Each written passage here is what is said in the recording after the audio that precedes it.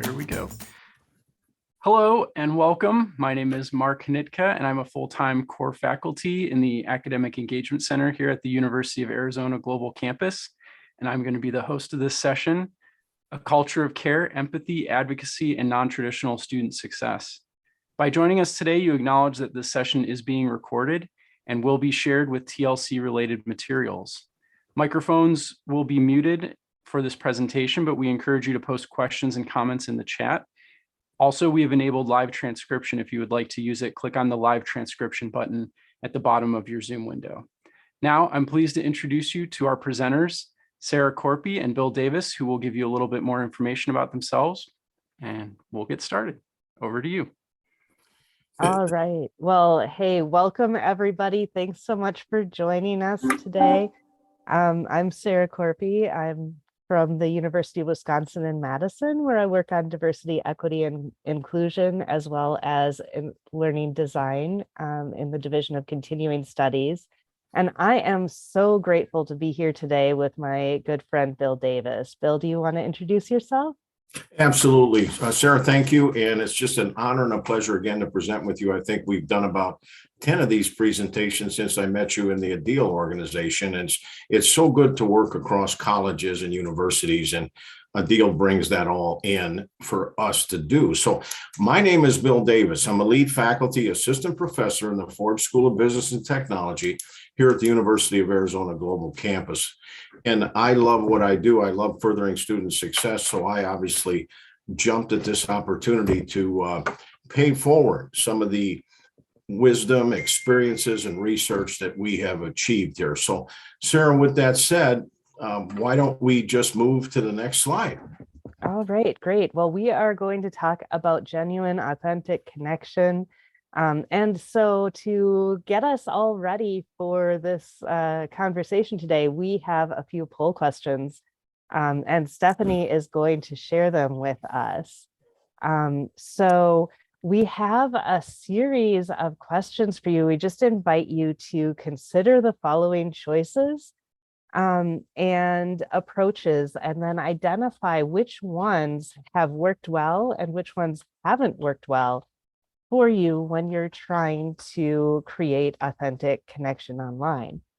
And as you're going ahead and filling that out, I will be happy to read through some of the choices here. So we have our answer choices: something worked well or it didn't work well.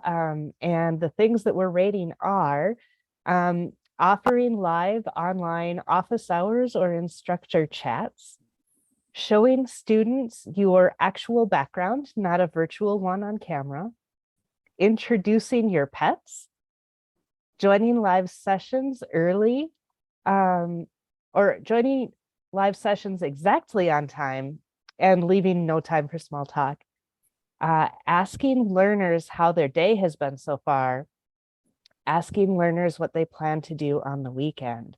So as you're going through, I just wanted to mention, we have a little bonus for you today in language teaching. So I'm a trained German instructor. We call this kind of activity an advanced organizer. This is an instructional technique that I use quite a bit to introduce new topics to my students.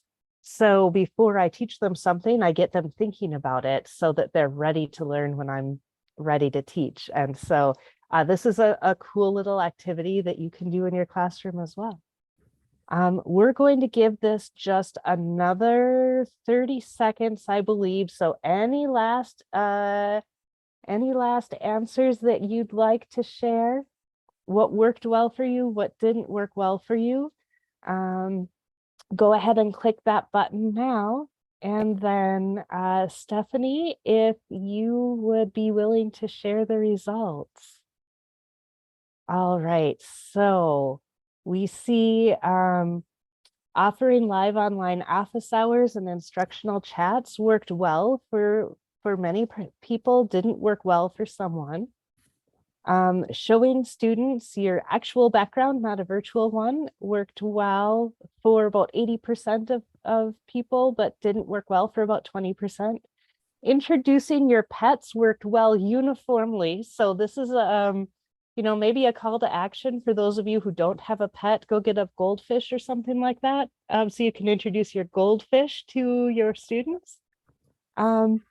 Joining live sessions exactly on time worked well for about 20% of people, but not well for about 80%. Asking learners how their day has been so far worked well for everybody. That's fantastic. And asking learners what they plan to do on the weekend also worked well for everybody. So this is, I think, really helpful in terms of getting some initial ideas of what might work well and what might not. So I think I'm going to go ahead and close that poll on my window. Hopefully that'll close it out for everybody else too. What I think is really useful is when we're in groups like this to just get together with each other and share, this worked great for me. Oh, this didn't work well for me, but maybe try it. If you have different learners or a different climate or culture, it might work for you. A lot of the approaches too, they have to resonate with you as a teacher.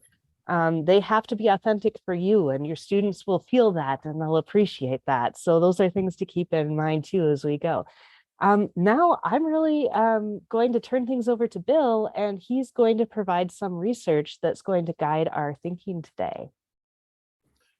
Sarah, thank you very much. And, the thing I admire that you do is you build rapport very well, and you did that with me when I first met you, and we came together on pets and conversation, and it bridged out into all kinds of good lifelong learning and academic research, et cetera. So great to present with you. For learner-focused instructors, the question is, why does authentic connection matter? It may seem silly, of course it matters, but for those who are just starting to teach, or those who were trained in environments that didn't center students, the question really is an important one to pose and to answer. My background is in sales and marketing and business, and I always work to be an authentic leader because I believe that authentic leadership is a style of leadership that focuses on transparent and ethical leader behavior, and it encourages open sharing of information needed to make decisions while accepting followers' inputs. And the experts seem to agree that authentic leadership is about being you and making room for others too. And really, when you think about it, and you bridge this into the classroom, when you get to know people, being an authentic and genuine leader, educator, leader, coach really does matter. And Sarah and I have done a lot of research on this topic, and we find that mattering theory to be especially applicable. According to Schlossberg and Lynch and Chickering in 1989 in their research, student success is dependent upon the degree to which students feel they matter. The 4 dimensions of mattering are attention, importance, ego extension, and dependence. Our experience tells us that by being genuine, authentic educators, we demonstrate, we model that to students that they matter. You've all heard the old, students don't care how much you know until they know how much you care. They want that connection. So using a positive and helpful servant transformational leadership style is just one way to work to build authentic human connection. Authentic human connection matters, and to stress the importance of seeing our students as human beings who have a variety of gifts, talents, challenges, struggles, and allowing our students to see us all as full human beings as well. And according to Maggie Wolf, human connection is a deep bond that's formed between people when they feel seen and valued. During an authentic human connection, people exchange positive energy with one another and they build trust. Human connection makes you feel heard, understood, and it gives you a sense of belonging. Sarah, I'm going to pass it over to you. Great. Thanks so much, Bill. Now, there are things you can do well before the start of any course to create a culture of care for your students. You can use universal design principles to offer learners choice in their learning and assessment paths as much as possible. Now, each group of students is unique, and what works well for one group may not work well or work at all for another group. As educators, we're really the leaders of our classroom. You know, as Bill was talking about leadership earlier, we understand the course content, the way the course fits into the overall curriculum, the institutional context we teach in, and the dynamics of our unique groups of learners. So as the course leader, modeling consistency and staying engaged with learners really does promote student success. When you keep students in the line of sight, involve and engage them where you can, share information, reward and recognize the good work they do, even if they haven't yet fully reached the learning outcomes, that really helps students and learners to feel that they matter to us. You know, helping them grow their skills, knowledge, and confidence levels by leading and teaching with care. And most importantly, being mindful that some adult learners are connecting to their education for the very first time. This is another way that we can show learners that we care about them. It promotes this authentic communication between our learners and us as leaders and teachers. Some of our learners, they're reconnecting after a significant break in learning. So taking the time to understand your students' situations and the roles they balance, this is an easy way to promote authentic human connection. And this information can help you plan each week to serve and support them as they engage with your class and balance their other responsibilities. Your awareness of all of the support resources that are available to your students and sharing them regularly with your students really helps normalize utilizing these resources in support of learning. I'm thinking about the Office of Financial Aid. I'm thinking about the library. I'm thinking about the Writing Center. I'm thinking about the Tutoring Center. I'm thinking about any mental health services that are available to your learners. Just being aware of all of the things that your learners could tap into that would help them with every aspect of their lives while they're students. And sharing that information with them, this helps students feel like we care and that they matter to us. What we model for our students through our actions and ways of being is also often reflected in how our students interact with each other in our courses. And so leading by example, demonstrating the behavior we wish to see is another powerful approach. We can further promote student persistence and success by delivering high quality teaching practices, innovating to find new and better ways to serve and reach students, and by providing caring consideration for our students. Now, one of the best coaches I know is Bill, so I'm going to hand things over to him to talk about our role as coaches in the classroom. Sarah, thank you very much. You know, and I saw a good coach pop in and put a comment in there, Dana Dillard. She is one of our lead faculty at University of Arizona Global Campus, and she motivates and inspires me because I've seen her passion and purpose in the classroom. What I'd like to say with students, don't judge, you know, take time to get to know your students. You're going to see some issues come up every now and then, but just be patient with students and lead with empathy and lead with and act with compassion, you know, lead with care. So as you listen and observe your students' passions and purpose, and you recognize any real or perceived apprehensions. One of my mentors, Dr. Hope Gardena, taught me that early on. When students come in a classroom, you know, they've got real or perceived apprehensions. Get to know them, get to understand that, lead with EQ. Coach them with care and help them eliminate any roadblocks to their success. As you coach, remember these tips from project management. This is some research that we've run across 2016. Coaching leaders, they unlock the potential. They coach with questions. You know, they help students see more. They ask, you know, what's your goal? What would you like to get out of this? What are you trying to achieve? How can I help you? How can I get you there? You know, and when you lead with care and you coach with care, it also means that you're providing along the way positive encouragement to your students. You're making them feel good.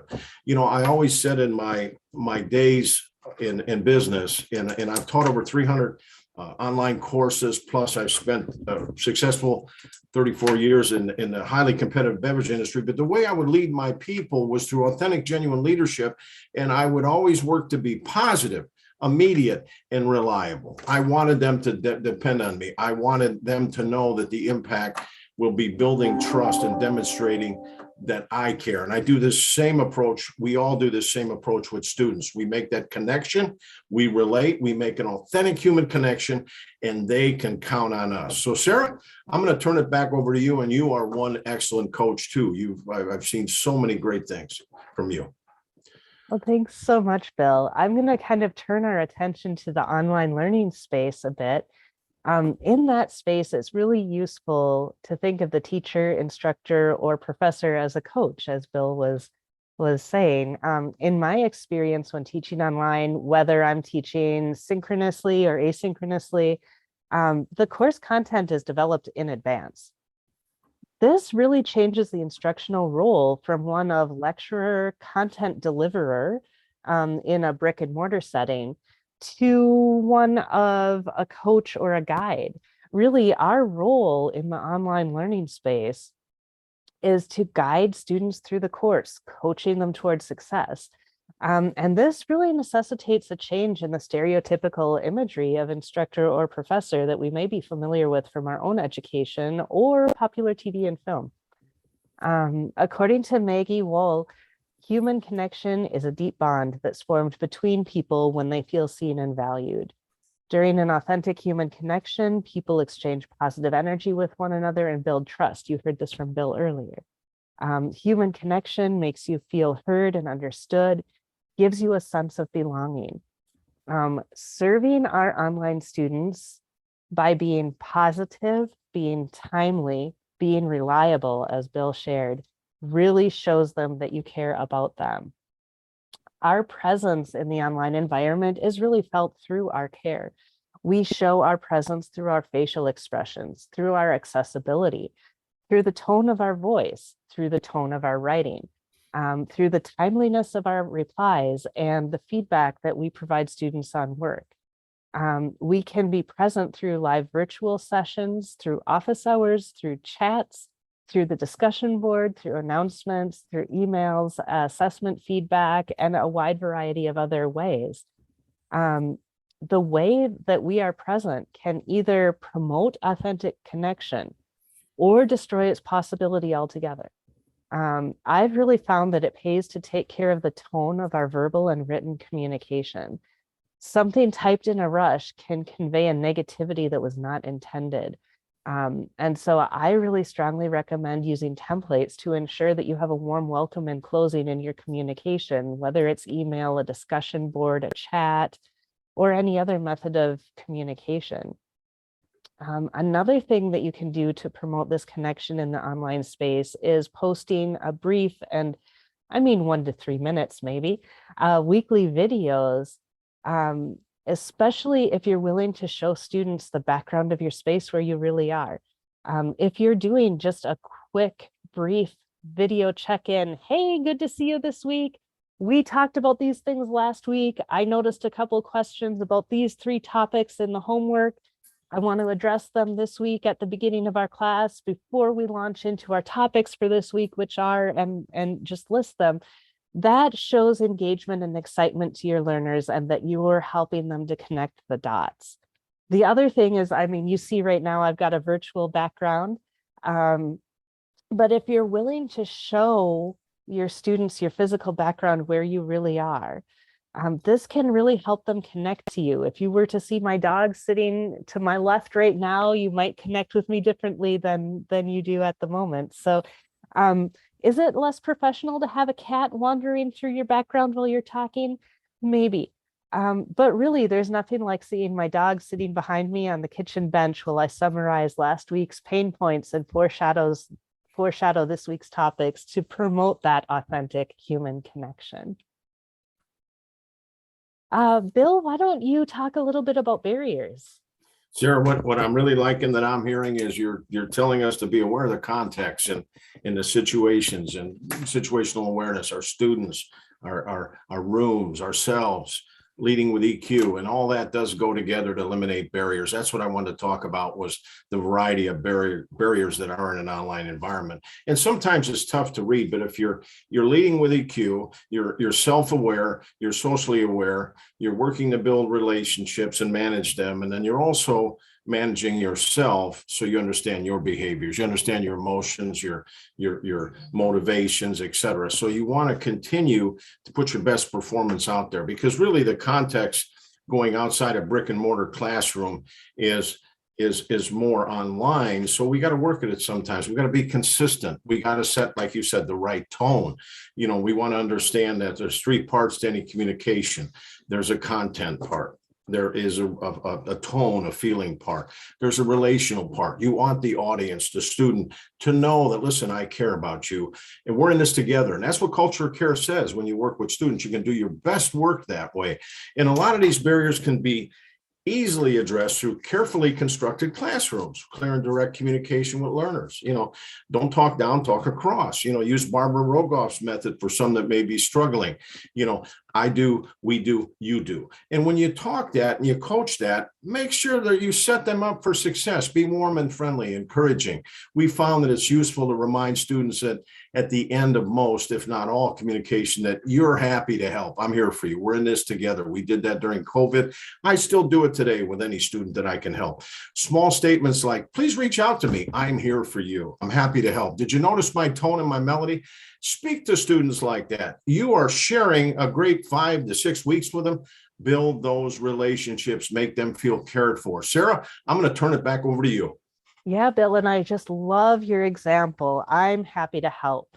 You know, I've been saying that to students since 2008 when I started teaching in an asynchronous print correspondence program. I'm happy to help because they wouldn't know if I didn't tell them. So we are really happy now to share some of our go-to connection strategies with students with you. We find that if we identify a goal, all formats offer solutions that help achieve that goal. So we strongly recommend avoiding trying to recreate an experience specific to one teaching modality and taking it into another format, but instead focus on what you want the outcome to be for your students. And then allow yourself to think creatively about how you might achieve that goal, given the affordances of the particular format you're utilizing. So if your goal, for example, is I want students to ask me questions when they're confused. If you're in a face-to-face environment, maybe you go to class 10 minutes early, maybe you stay 10 minutes late. Maybe you set your office hours up strategically to be right before or right after class so they can just walk with you to your office hours if they have questions to keep learning. Rather than trying to recreate that in the online space, think about what the online space offers. Maybe you use something like there's an app that students can text you. They're not texting, they don't have your phone number, but they're texting you through the app and you can answer them through the app. You still have the privacy of your phone number, but you're able to text back and forth with them. That's an affordance that online offers us. Maybe there are other features in your learning management system that you can think creatively about how might learners ask me those questions. So again, rather than trying to recreate an experience specific to one modality, focus on the outcome. What is it that you want for your learners? And then think creatively about how you can achieve the goals in your particular modality. I'm going to read through the slides so you can think about some of our go-tos in the different modalities, but keep in mind that there's also flexibility. So some strategies listed are going to work well in a variety of modalities with a bit of adjustment. So playing music, for example, is something you could do in all modalities, but the way that you share that music would be different. So if you're teaching face-to-face, you might arrive early.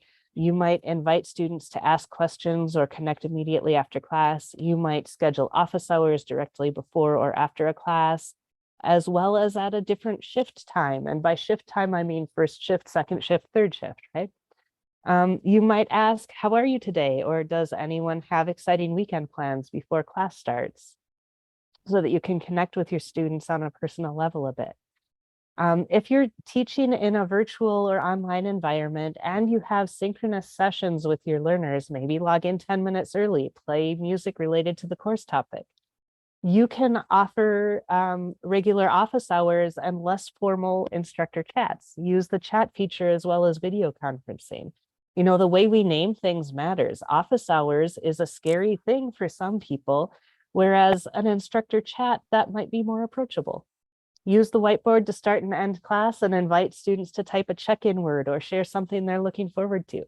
Send a welcome email if you're teaching asynchronously. Post relevant pop culture related topics in the course or discussion board, or offer meetups so learners can engage with you and each other virtually in real time, even though they might be working on different parts of the course. So these are just some ideas that you might decide to try out.